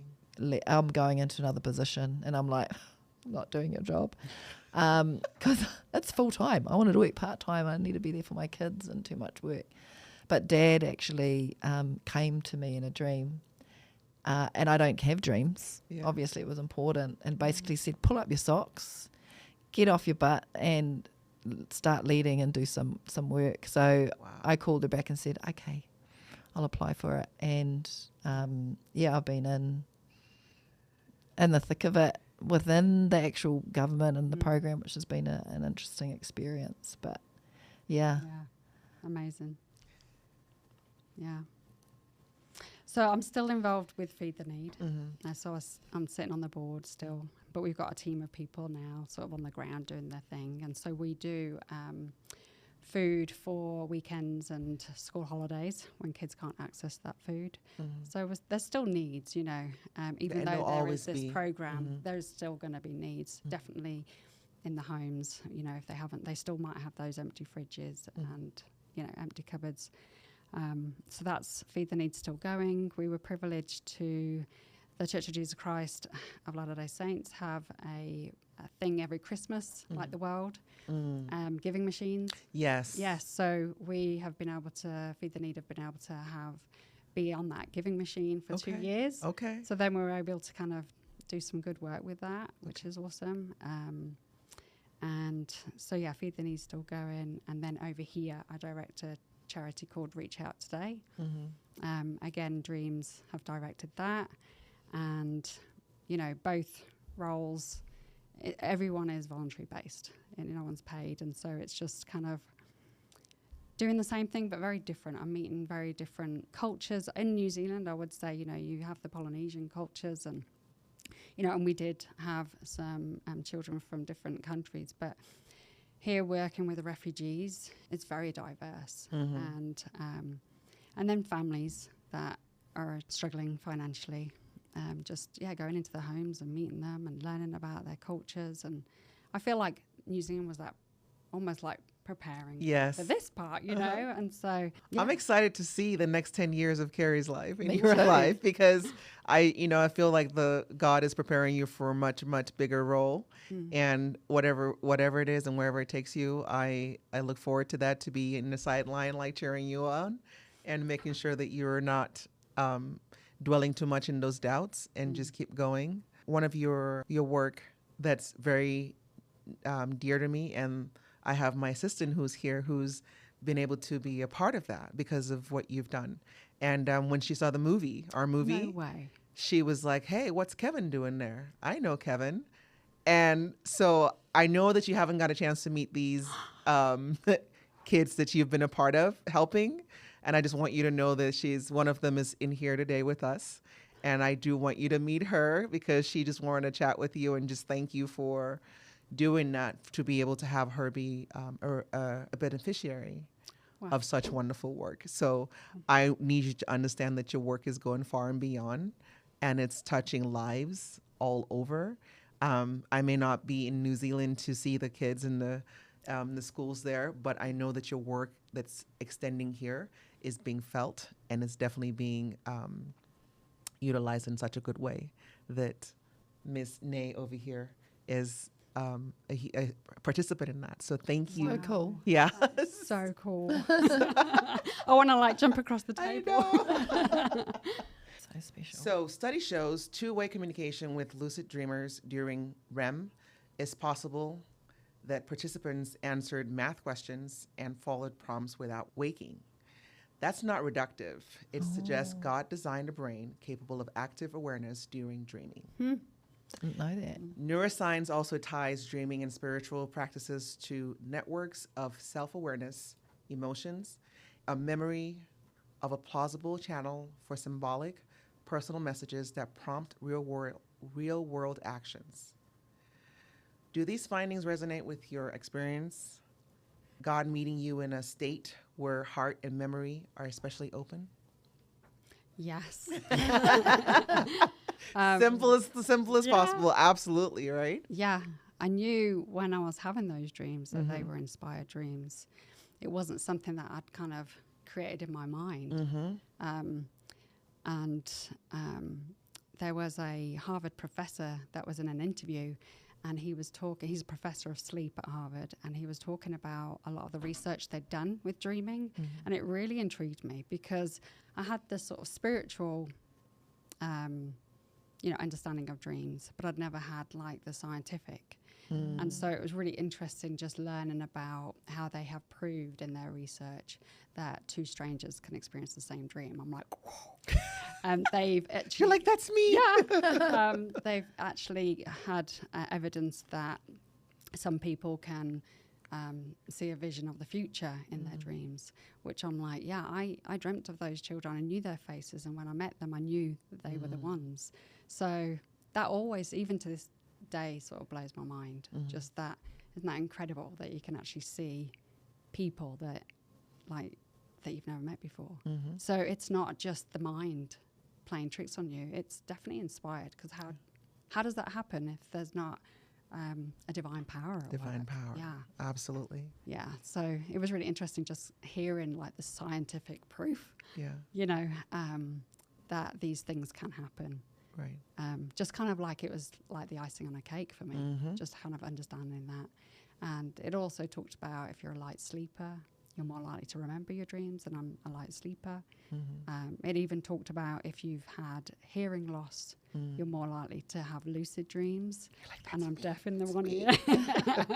So it's just really sort of intriguing and interesting, and it kind of all made sense. And so all the dots connected. Yeah, and they do talk about how, everything during the daytime, every tissue box you see, every table, every person, every, road sign, your brain is taking pictures of. Yep. And then when you're sleeping, you're processing. And I think that is the science behind dreaming. But this lucid dreaming is different. And yeah, definitely, you know, I feel it's the divine, you know. You know, when you talked about meeting those, going to that school and speaking to the crowd and people crying because you were sharing your dream, I wonder if that little boy that you saw in your dream was in that crowd. I wonder if, like, you know, just somewhere he's able to hear and connect. Maybe he also had a dream, you know what I mean? And saw you and just, in some way, I would love to hear that connection later on in life. So in that meeting that I was talking about, it was actually just to the school board. Okay. So I know the boy wasn't there, but the first boy I met, is that the one you're referring to that came and sat next to me and stroked my face and told me he loved me? Is that No, I haven't heard that story. Oh, okay. So yeah, the first boy that I recognised was in a school in South Auckland, and he just kind of made a beeline for me and sat next to me and just. I was like trying to keep my emotions in check because I just couldn't believe that I was actually seeing him. Yes. And that it taken so long to find him, you know, and just this love that I had for him. And, you know, if only he knew, like if I could just tell him the story. But it was interesting because it was like he recognized me. And that's what I'm thinking. Yeah, and I'm pretty sure he had the same dream, and he just knew. And he just was like, "Are you an angel?" And you know, "I love you." He said it first. I didn't say it first, and I'm like, "He said it first." I should have said it first. But I think I was just kind of taken away with the whole thing, and it was actually after that we were driving home, and I'm like crying at the wheel, and Lori's like, "Do you want me to take over driving?" I'm fearing for my life here. I'm fearing for my life. But I remember trying to explain it at the time. I don't know if you remember it, but I was like, yes, I do. It's like we've laid down the foundation of a road. Yeah. And like we're driving on it, and it's like we're going forward. It didn't make any sense, but it just like everything kind of just was like, wow, we're actually now really doing the work. It had been years of trial and error and so what, but the fact that I'm seeing the first boy that I'd seen in my dreams, that was significant. But that it was kind of the pilot of multiple schools, right? And we only had enough money to do soup twice a week over 8 weeks, I think it was. For the winter period, And I was saying to her, let's just wait till we got more money so we can do it properly. And she said, no, we've got to do something. And then that experience happened just from soup. Yes. Twice a week over 2 months. Yeah. Had a massive impact on this boy. And then we were like, wow, okay. Luckily you didn't listen to me on that one. But I think that was the moment where it was just like, if all this work, all these years, all this effort was only for this one boy, it was worth it. And that was kind of like like even if we did nothing else, all that was worth it for this one boy. So it was a real spiritual experience. Yeah, real spiritual experience. And I hope one day I'll hit the adult. Yeah. Him. That would be pretty special. That would be more in tune and able to vocalize what he saw as a child. Yeah, I'd be interested to know. Yeah. Let me know when that happens. I might be the podcast number 2 for this. That would be amazing, actually. The New Testament lists gifts: Romans 12, 1 Corinthians 12, Ephesians 4. Prophecy appears repeatedly, spirit-given speech that builds up the people of God. Joel's promise, quoted in Acts 2, says, "Your sons and daughters will prophesy. Your old men will dream dreams." The Church of Jesus Christ of Latter-day Saints' teachings on continuing revelation complements this. God still reveals many great and important things and invites members to seek personal direction for their stewardship. How have you both discerned and tested dreams, scripture, prayer, counsel, and fruits? Oof. That's a deep one. It is a deep one. I expect deep answers only, bare minimum. I mean, I think the fruits one, Mm-hmm. looking back, Yes. you can see the fruits of those initial dreams that David had, I had, and then the impressions that Lori's had, and just how, following those has resulted in, children being reached, children being fed, but most importantly, children being loved and cared for by people in their community. And so the fruits, I think, is just, we literally saw children so joyful, and excited about having the food in schools. So we were actually able to literally see the fruits of our labours. And so that's really what jumped out to me when you asked that question. I've kind of forgotten the rest. It's Me too, okay. I'm like, my listening comprehension isn't great. It's okay. How have you both discerned and tested dreams, with scripture, prayer, counsel, and fruits? I think about like the confirmations that you get in terms of like testing to make sure that you're doing the right thing, by taking that step to speak to David, her father, and call him, feeling that impression when you drove through that, right? Yeah. That's like, and then actually reaching out, just, Yeah. this is some random person calling you and just saying that, hey, I dreamt about you, like what is that? You're actually taking that step. So that's being tested. You're testing to make sure you're in the right path. But most of all, you're following through and doing something so important. And it makes me also wonder, after looking back now, do you still have that same dream?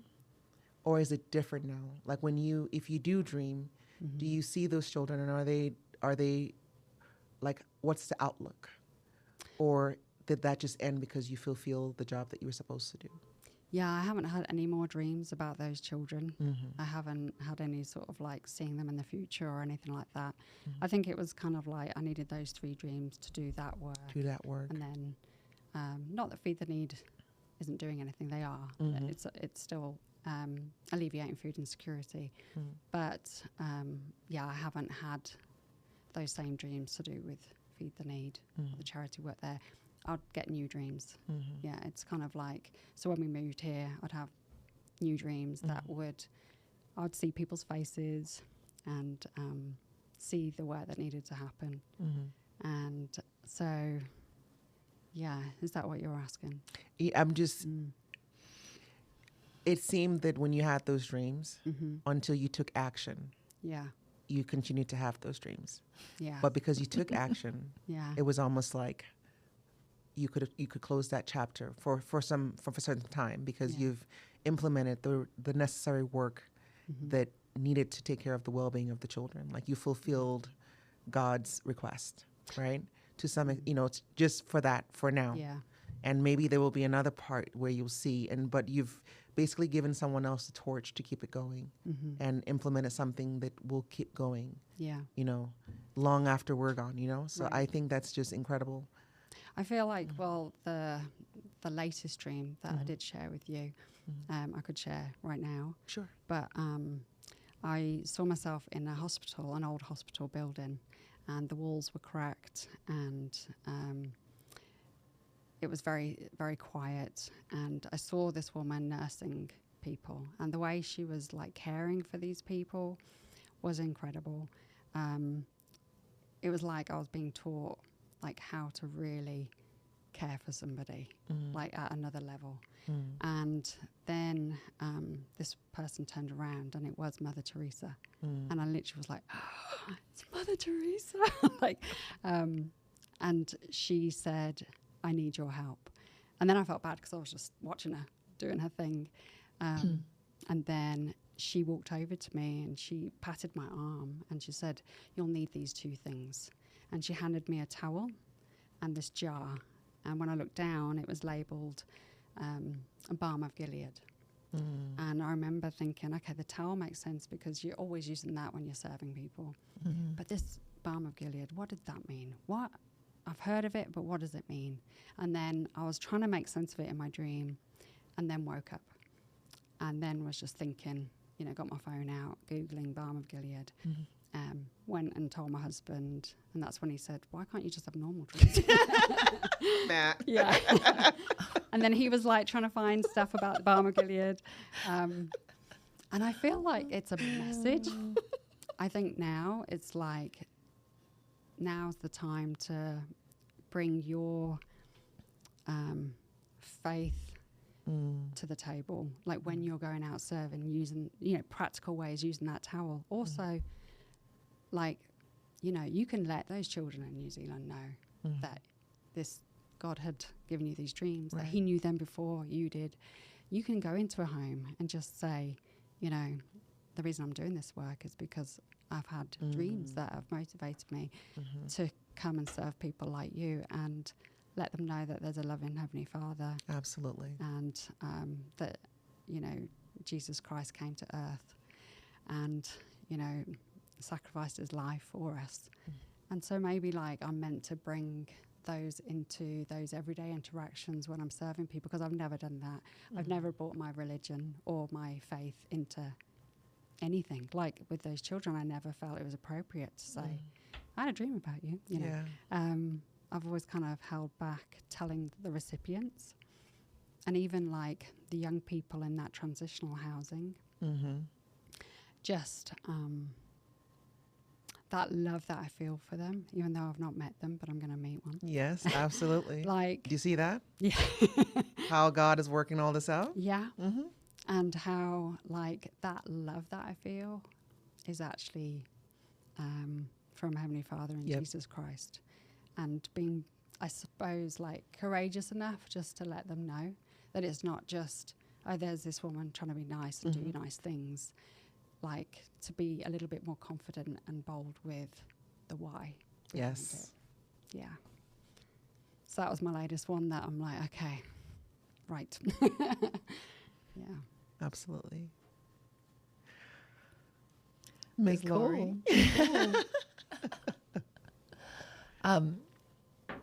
It's funny. I don't, because I don't have that gift.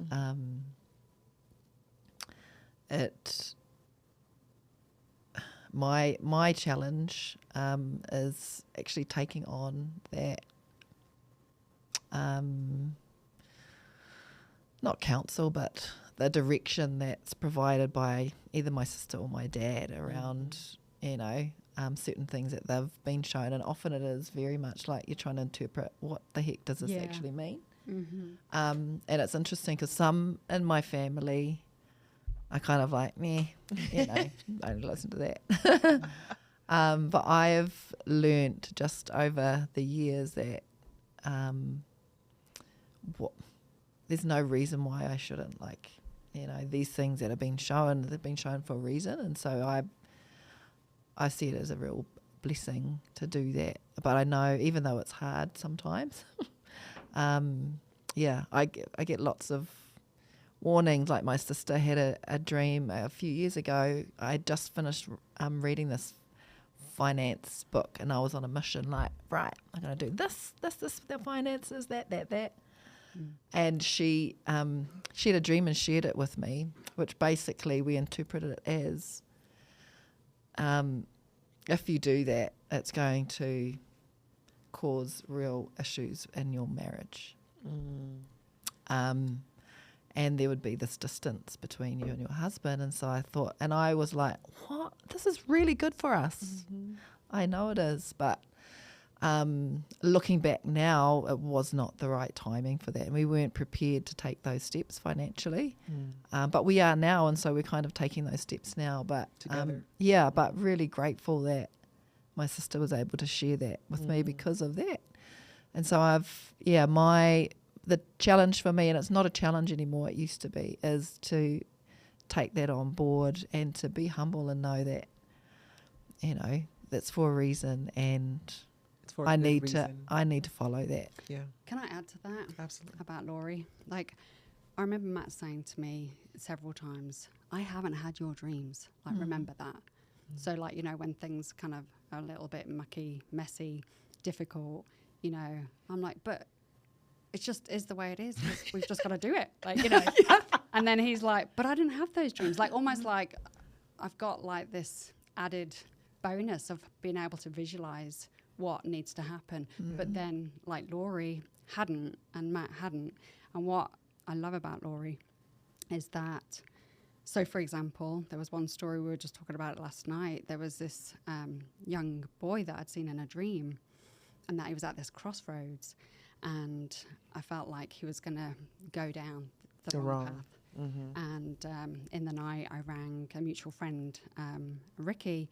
Well, no, I didn't ring him. I texted him, and I just said, listen, you know, this lad, you know, like, because Ricky had a really good relationship with the youth that were, like, involved in our kitchens. He was running the kitchen and was kind of like the mentor. Like, you know, as the years progressed, you know, the more children we had, you know, we're like, okay, we need somebody in the kitchen. He was perfect. He was the right person because he just connected with these youth.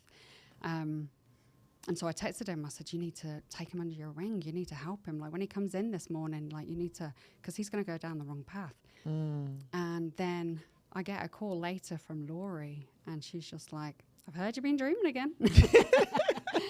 But like, Lori is like, okay, right. And so the situation with this young lad, Lori made a decision based on that dream that I'd had. Because we were told, you need to let him go out of the kitchen. He's in trouble. Like, as in, like, he was in a second chance school, and they were saying, you need to kick him out of your program, you know. But because of that dream that night, it was like, no, we're not going to kick him out. We need to hold on to him and give him that support. And so Laurie's really good. If I say, oh, I had a dream about this, you know, the Joshua and Jericho thing, like, she's all in. She's all in, which is quite an amazing thing. Yeah. But I've been prepared for that with my dad. Yes. Right. Just like, no question asked. Let's just get on with it. Yeah. That's really neat. Get on with it. I've had dreams where you wake up and it's so vivid. It's so vivid that, like, I wake my husband up and I'm like, okay, so I just had a dream and blah, blah, blah, blah. And then, like, as I'm telling him, I'm like, that sounds so weird. That sounds so weird. So go back to sleep. I'll just write it down. Because I don't want to forget it. And I have, like, my little, you know, on my phone, and where I'll write them down. Yeah. And then sometimes it isn't so much that the dream makes sense, but it's the feeling that you have in that dream that is just, like, real and intense. It's really intense. And I've had, you know, everyone has a spouse, and your spouse gets on your nerves sometimes, and, like, they'll do things, but there's just something. Really? Never. But there's something about, like, my dreams that are constantly confirming the love that I have for my husband. And it's just, it is the most, I don't want to say weird, but in a very good way. Because every time I see him, like, I tell him all the time, like, I feel that feeling that I had when I first met you. Like, it's still there. And sometimes it's, like, weird because, like, how can that be? You know what I mean? But it's just, like, it's just there. I don't know how to explain it. And I tell him, like, I just want to, like, fold you up in, you know, in the little box and stick you in my pocket and just carry you everywhere. Like, that's how much I love you. And I don't know how to explain that love. And I'm so grateful for him. So one of the dreams that I had one time was, like, I can't even remember the whole details of it, but the feeling that I had was like he was the voice of reason. Because he's always been the voice of reason for me. Where, you know, so my daughter had a hard time getting pregnant with our last child. Ended up finding out I had a bunch of, like, health issues, and months into the pregnancy, first of all, it took forever to get pregnant. Months into the pregnancy with, like, diabetic issues, and then they're like, oh, we just found out that she's got a 3rd-degree heart block and she might not make it. So I'm just like, you know what? So I'm left the hospital bawling my eyes out, driving down Fort South, which is like a hill, coming down from the University of Utah. And I was just crying, and I called my husband, and I'm like, they said she has a 3rd-degree heart block and she might not make it. And he's like, okay. And they said that she'll need a pacemaker if she does make it. And I remember him just saying, okay, we'll get her a pacemaker. like matter of fact, like it's no big deal. And I remember thinking like, huh. I guess we can get her a pacemaker. But more importantly, in that moment, what I felt was that this like a surety in like, we'll get her a pacemaker and then we'll just make it work. But it was like his willingness to walk with me. Yeah. And that confidence and like, you don't have anything to worry about, like we're in this together, was that what I felt in that moment. And I don't know when I first heard the news, why it was like so traumatic and drastic that I was just like, Well, you were pregnant. Yes, I was pregnant, and it took forever to get pregnant, and then it was just like this. Emotions are extreme. Goodness gracious! But I remember just that little word, just that phrase. Okay, we'll get her a pacemaker, and then like his voice was just like, and I'll go back to doing whatever I was doing. And I came home, and I remember receiving a blessing. His dad came over, and I got a blessing, and in that moment, I felt the sense of calm. And I remember this, like the Spirit whispering to me, like, there's no reason for you to stress, because stress just adds to whatever else will add to like the negative, negative thing in the pregnancy. So I remember just thinking, okay, we're not going to stress. We're in Utah. Utah has like one of the best hospitals for heart issues. And like, You're good. I'm literally good. We've got good insurance. The job that I'm doing allows me to have free time to just, I would go sit in the hospital for months, and other people could run around and do the work that I needed to do. So you're good. And you have a spouse that's willing to do this with you. So why stress? So I remember going to the hospital a week later to, basically get my, all the checklists of what I need to do to go sit in the hospital for the next 3 months or so. And they're checking this little girl's heart. They're checking it. And they're taking forever. And I'm thinking, hey, I'm in my sweatpants. I'm ready to take notes and just go sit in the hospital. Like, why is it taking so long? And the tech goes, if I hadn't seen your file, I wouldn't know this was the same heart we were looking at. Wow. And I remember thinking, bring your boss over to talk to us, because I don't know, you might be seeing something different. Because we had taken her to the University of Utah, like the pediatrics there, the special whatever, the specialists to look, and they're the ones that found the 3rd-degree heart block, and it was something that was irreversible. Right. So when she said that, and then the doctor comes in, and she's like, I guess it was a fluke. And I was like, let's not play that game. You saw what you saw. The specialists confirmed what they saw. Studies have shown that this is what happens. Like this is just the only path through. So I didn't say anything. I was like, okay, I'm just going to wait for the specialist to also. So we went back a few days later. The specialists, they looked through. They didn't see anything wrong with this girl's heart.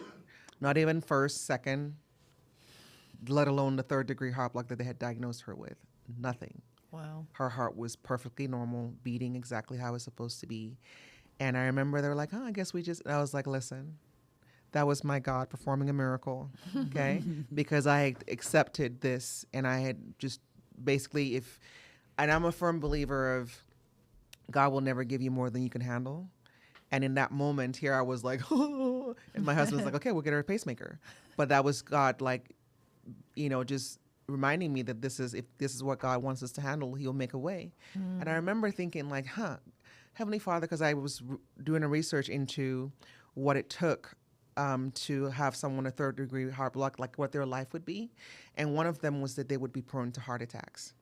And if they just got scared, they could have a heart attack. And I was like, well, Heavenly Father, she's going to be born into the wrong family because I have a husband who is always around the corner waiting to scare people, and a grandfather, his dad, who also does the same thing. And I was just thinking, well, this girl is these 2 grown men are going to have to unlearn the desire to scare people. And I was just like, okay, if this is what you feel like we're going to have to like deal, they're going to have to learn. And I just remember thinking like, well, Ben, this is my grandfather, my husband's dad, and Rich, you guys are going to have to like really learn to not scare people. Turn it down. Right? They will scare strangers. Like, so I give people like warnings when they come to my house, like, listen, my husband will scare you. I'm just giving you a heads up. So I don't know what your scare level is, but expect something. And then so here we were going to have this child that would have a heart attack every time she would get scared. I'm like, oh, this is going to be a rough, life. And so I think maybe Heavenly Father saw was like, Ben and Rich are not ready yet. They are not going to unlearn that. Change, They cannot change. So we're just going to take care of this so that she could just be born and not have to deal with that. But I was really grateful for that miracle. And I told people that I would always share this news, this miracle, because I think oftentimes we're so stuck on the scriptures being so far away for the people of that time that we fail to understand that we can also have dreams. We can also have visions. We can also interpret dreams. We can also receive miracles. We can also receive answers to our prayers with these kids that are dealing with, life of scarcity and feeling alone, that God can put people in their way, in their path to let them know that he hears them, he sees them, and he's always there for them. I can't remember what we were talking about. So we were talking about gifts.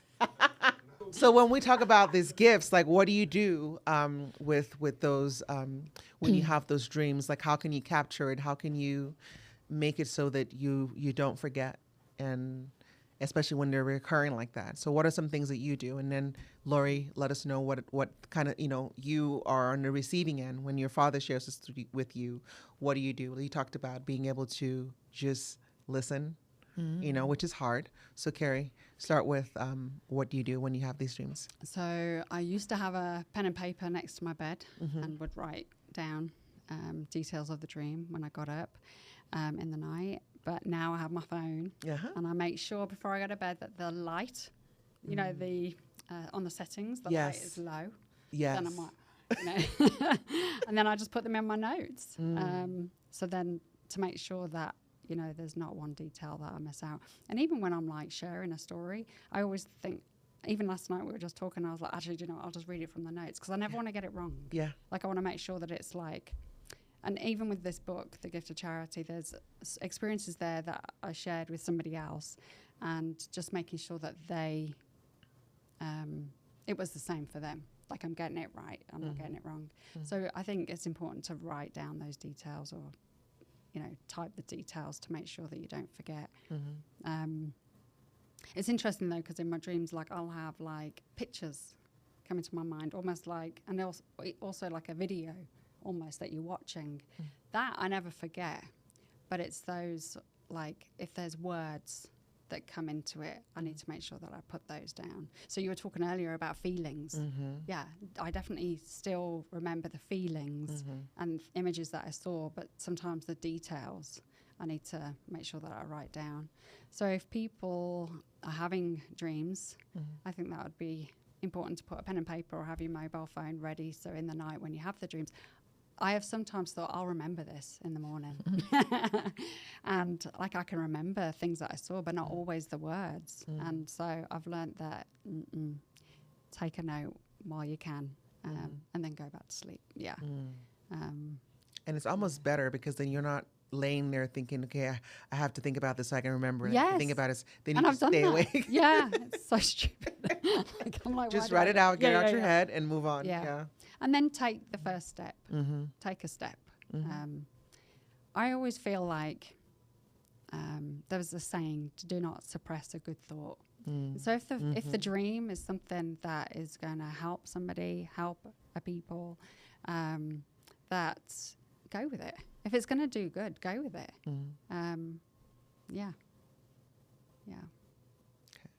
Now, Lori, being on the receiving end of other people's dreams and being prompted to act on that, how do you discern, what way to go?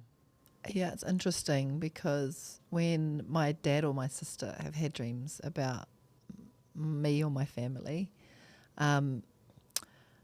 often just the dialogue, like the call, and we'll have the discussion, and often they won't really know what it's about. Yeah. So I'm, through that conversation that we have, I talk about, okay, it could mean these things are happening in my life at the moment. Maybe it could be this, maybe it could be that. So, for example, the dream that I shared about my sister seeing that distance between my husband and I, it wasn't straight up, it's about finances and what book you're reading. We kind of had to figure that out. She goes, you know, she was saying, you were kind of like so hyper-focused on it, like nothing else, like full on. You know, is there anything you're totally like full on with at the moment? I said, yeah, I'm reading this book. And I stayed up all night. I'm like, right, we're going to do this, that. Hadn't talked to my husband about it yet, but I had our plan all set out. And so we kind of figured out through the dialogue that that's what it was about. And we both felt good about that. So often it's that dialogue that happens. And then even through the conversation, they all remember, oh, I forgot there's this part to it as well that I forgot all about, and will bring other parts into it. So that, I think that dialogue, well, what I've experienced is really important if it's, the dream is about someone else. But if you're not a dreamer like me, that's not a spiritual gift that I have that is really dominant, like with Kerry or my father. But at times I have had dreams or visions, and for some people it might seem strange because it's kind of like, is that real? Does that actually mean something? And so the times where I have, you know, it's good to just actually think, is there a message in here for me, and kind of work through it. What could this mean? Again, the dream I had when my dad came to me, he didn't say, you should take that job. I wish it was like that. Yeah, same. I'm like, why can't they just say it in black and white instead of just all this symbolic language and whatever? Like, and in the dream I had, it was my dad sitting up on the pulpit at church, and I was sitting to the side, like in the corner. And they were actually holding a welcome ceremony, Māori ceremony. They're called a Prophetic in the chapel, which never happens. But I was kind of sitting to the side, and he was beckoning me, come up onto the pulpit where everyone can see. And I said, no, I'm good here. Then he got really angry. He stood up and he like stomped down all the way around, came to get me, and was like, get over here. And Wow. I stood up and I followed him, and I sat next to him up there. So it wasn't really clear, like it could mean anything, but I just thought, what's happening in my life at the moment that this could apply to? And I just thought it's this role that has come up to as a you know, a leadership role, and that I didn't even want to do, because I thought, one, I haven't done anything like this for ages, and I don't want to be working full time. Thank you very much. Wow. My dad's like, Yes, you are. Get up and do it. So, you know, for people who aren't dreamers like me, who don't often get that, where you have those feelings, like I was bawling my eyes out when I woke up. I knew it was important. And so take the time to just really think through, is this a message, a spiritual message from higher being, or from God, or from your ancestors who have passed on, just like the message that you got, and think, how does this relate to me now, and what guidance can that provide me? I just wanted to add that at the end of the book, there was the most recent dream that I had with Lori's dad.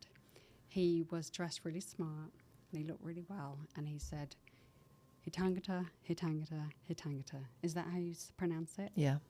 And that was it. And so I texted Lori in the morning, and I'm thinking, what does he mean? I knew it meant it is people, it is people, it is people.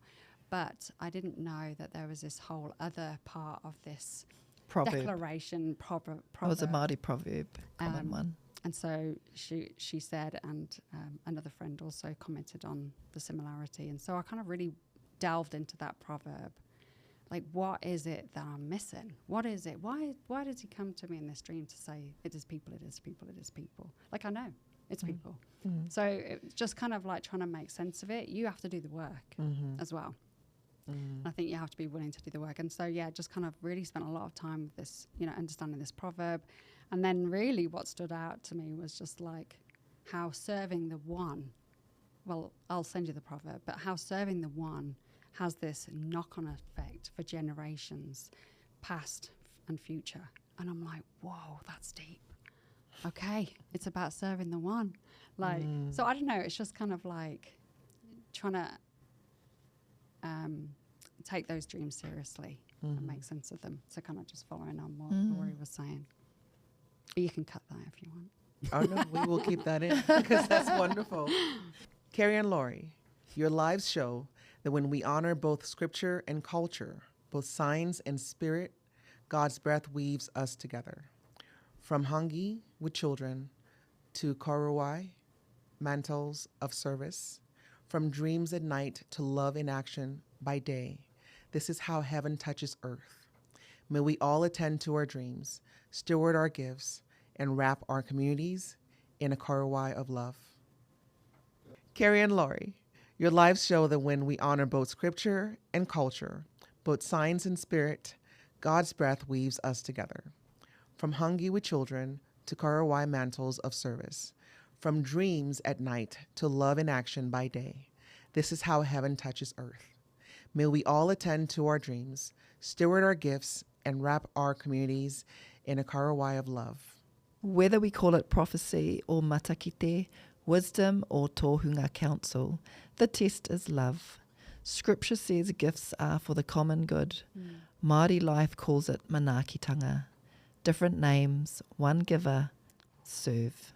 In REM sleep, the most vivid dream stage, your brain processes memory and emotion. Researchers even talked with lucid dreamers during REM, getting correct answers without waking them. If the brain can pay attention while dreaming, no wonder it's a place where God can whisper assignments.